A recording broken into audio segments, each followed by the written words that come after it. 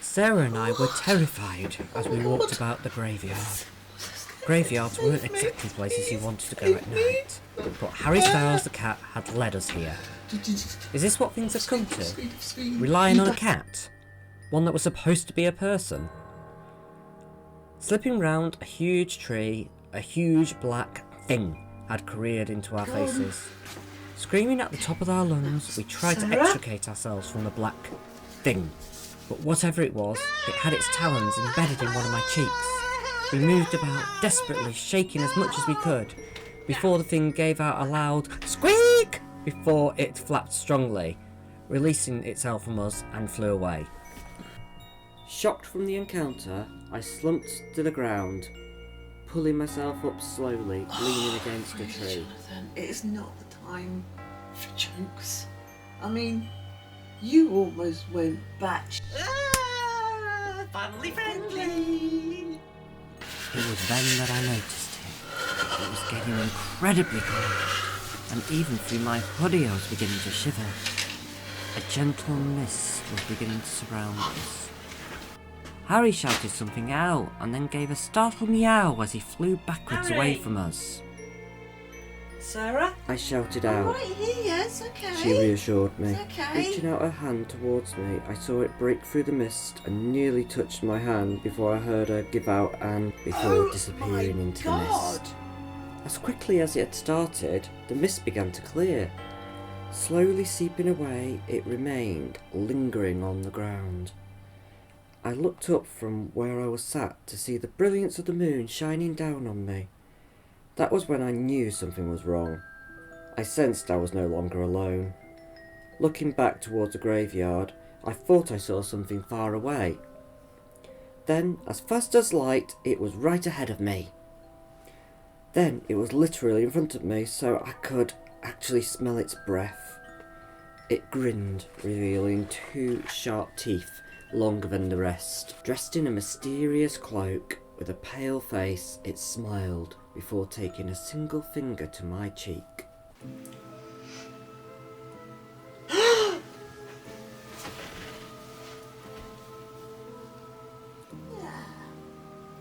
Your blood is like a drug to me.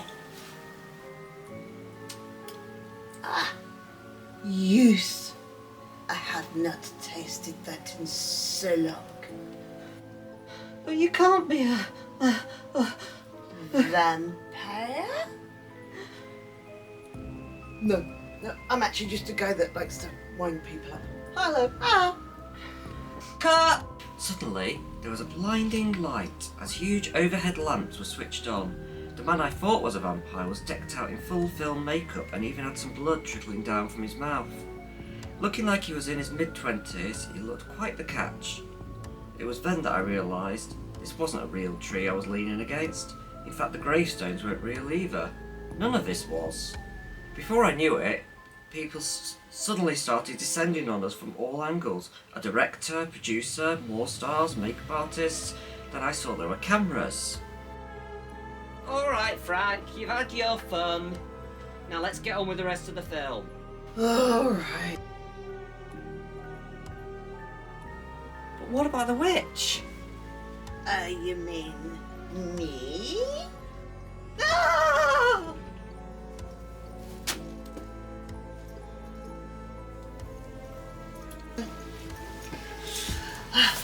Honestly, it's just so much fun when you hopeless types crash our movies. And I can't remember what else I'm supposed to say. Well, honestly, It's so much fun when you hopeless types crash our movie. Scaring you makes it all worthwhile.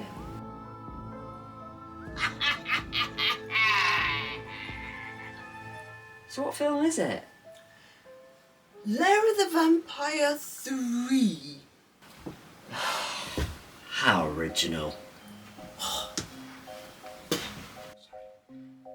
Wait, where's Sarah? Where's Harry? I'm right here, lovely. It's okay. I have just seen the best guy in a werewolf costume. Oh, too exciting for words. Oh, is that all you can think about? Well, yeah, it's very important, you know. Werewolves. And what about Harry?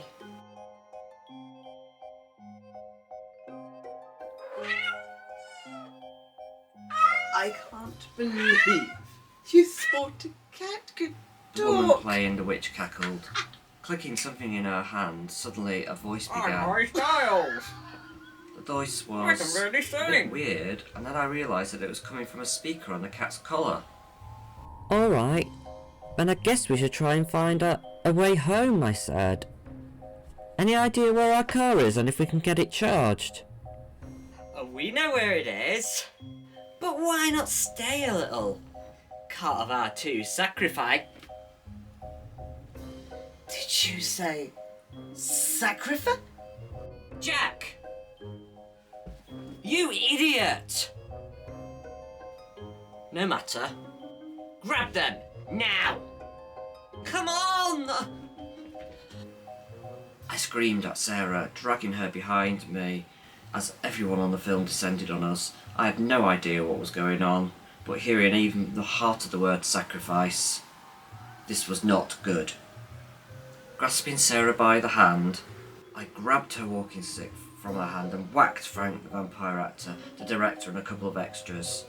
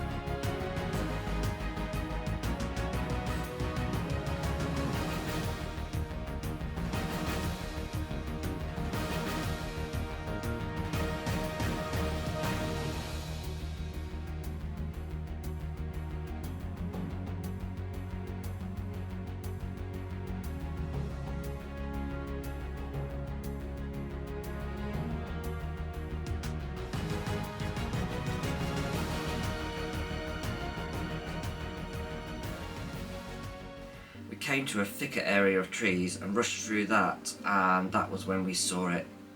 A huge, complicated pentagram had been painted onto the ground.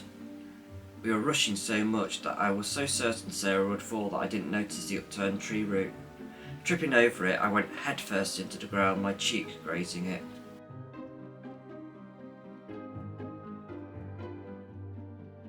There was a loud hum and the whole area was highlighted in a purple light. The edges of a pentagram began to rip from the ground, enclosing me and Sarah inside. The film crew came through the trees. The director screamed, but I could no longer hear them. The symbols had turned bright red, making me realise that maybe the blood from my cheek must have somehow activated the symbols around the pentagram. What was I thinking? This wasn't a story. This was real life. I said to her. She squeezed my hand.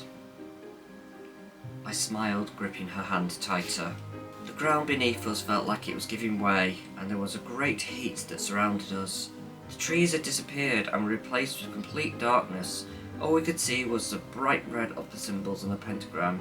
Then it felt as if the air had left our lungs, and I honestly thought we were plummeting to earth at a high speed when, seconds later, we gently thudded on the ground. The light was dim, looking still night. The trees were still there. Do you think they're still out there? I don't know. Do you think I know all the answers? Forget you never know anything. Whatever. Let's go look then. Okay, come on.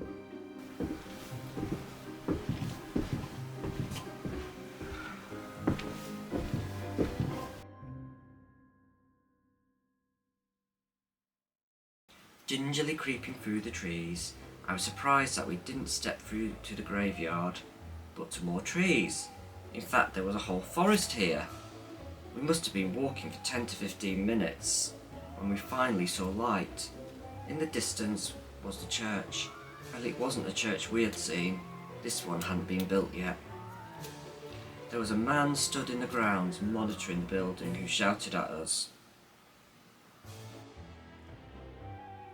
Eliza! Philip! What are you doing playing those woods again? Do I have to tell you what happens to people who wander away? Philip? Who's he? Don't be such a nincompoop, you stupid boy, or I'll get a birch and I'll whip you right here and now. But Father! Yes, Father? I slapped my mouth, not comprehending what I'd said. Oh, no. Now, get yourself off home and help your ma, the man said. It's All Hallows Eve and it'll be a big one. Father, I've forgotten the year. Did you hit your head? He sighed. It's 1880, now get yourselves home. Rushing from him, it began to rain harshly, puddles quickly forming. As we walked past one, we got the shock of our lives. There, in our reflection, was a boy and girl dressed in Victorian clothing.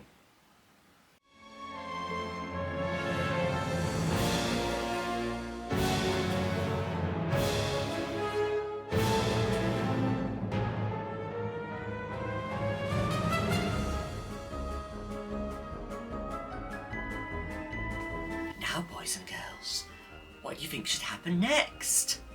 We'll try and come up with some ideas and put a poll up on the group in the week, and then we will be back with the next part. Thank you for watching!